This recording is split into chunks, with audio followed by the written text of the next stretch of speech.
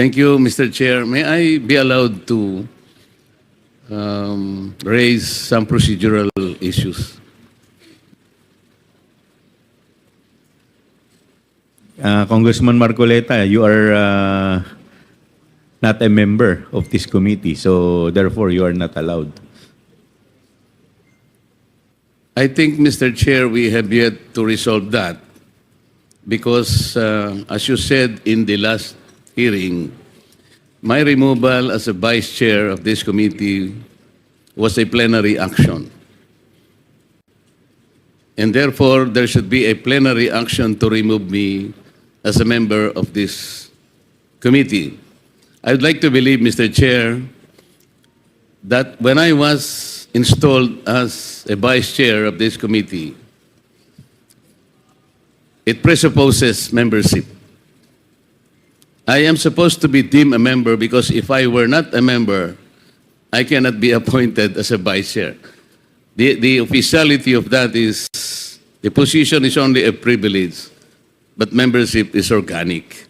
So until and unless that was to be resolved, Mr. Chair, I think you have to recognize me as a member of this committee because even if I admit or I will probably accede to you that I am not a member, kahit hindi po ako member sa committee ito, being a member of the House of Representatives, I have the right to make issues and to raise issues. That's why I'm asking your permission to do so, Mr. Chair. You can at any time make a manifestation. In fact, I've been recognizing you po. But with respect to the issue of your removal, the committee is not in the position to answer that. Maybe you can question the Committee on Rules. Sila po ang proper committee na po pwede pong sumagot sa Yes, inyo Mr. pong Chair, that is katanungan. correct. The only reason why I answered you back because you said that I am not a member of this committee.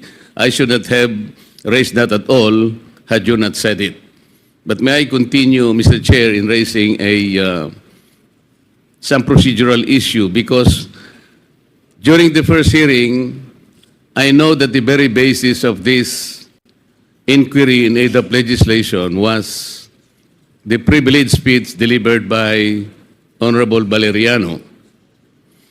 And I would like to make of record, Mr. Chair, although I was unable to do that during the first hearing, the privileged speech shouldn't have been allowed at all based on our rules.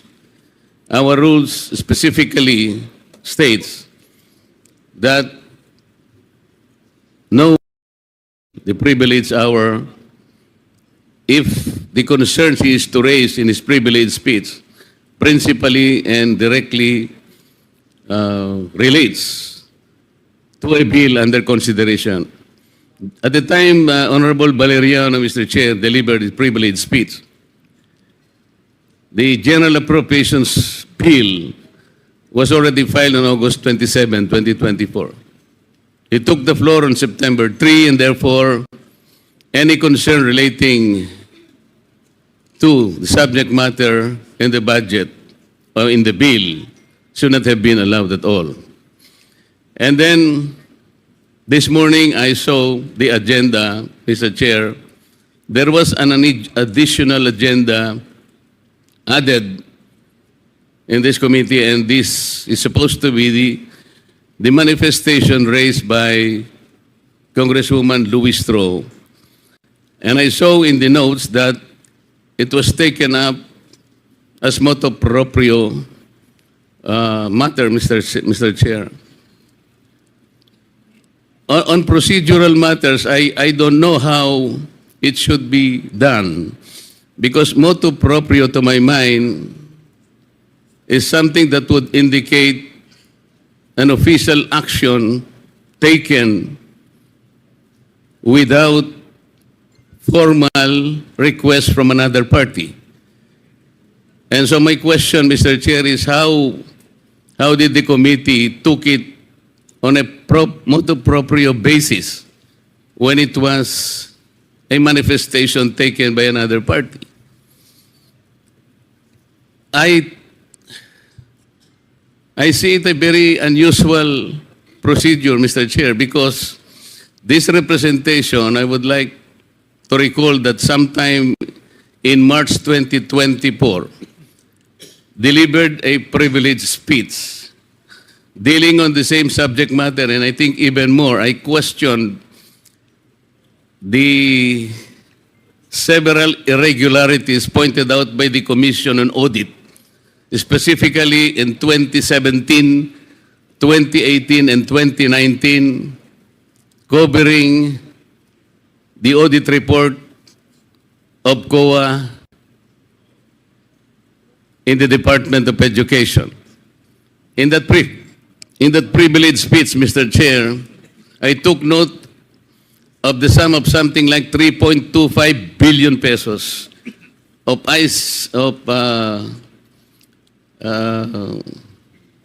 information communication technology packages. As noted by the Commission on Audit at the time, Mr. Chair, there were no adequate supporting documents.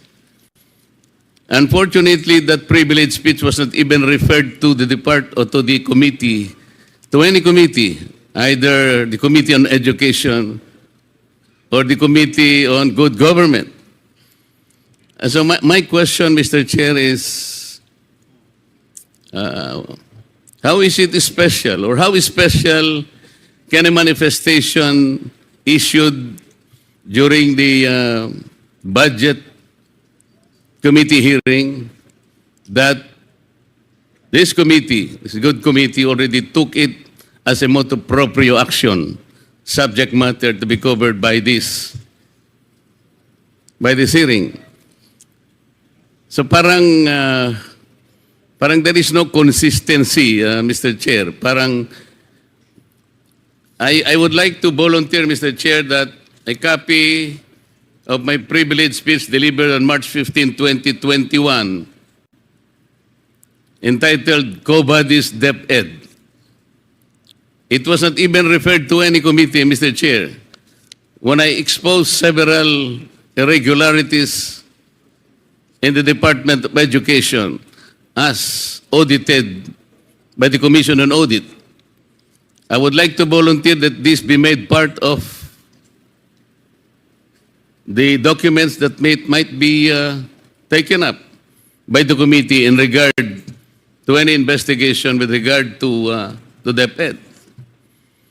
In this particular privileged speech, Mr. Chair, I even question a particular law. It's Republic Act 8047. This is a law enacted in 1995. And in that particular law, it prohibited DepEd, then called DEX, that time, Mr. Chair. DEX at that time was already prohibited from procuring and publishing the books. And it should be relegated, or it should be transferred to the private sector publishers. For more than 25 years, Mr. Chair, the DepEd did not follow the law. It's Republic Act 8047. I've been pointing out to them several times already. But there was no investigation done on that matter. How is it that a manifestation issued during a budget hearing be taken up as motu proprio when a full privilege speech dealing on the same subject matter, and even, I think, more appropriately described as more complete, but it wasn't taken up, Mr. Chair. This is all, and I thank you very much for allowing me. Thank you. Thank you. Duly noted.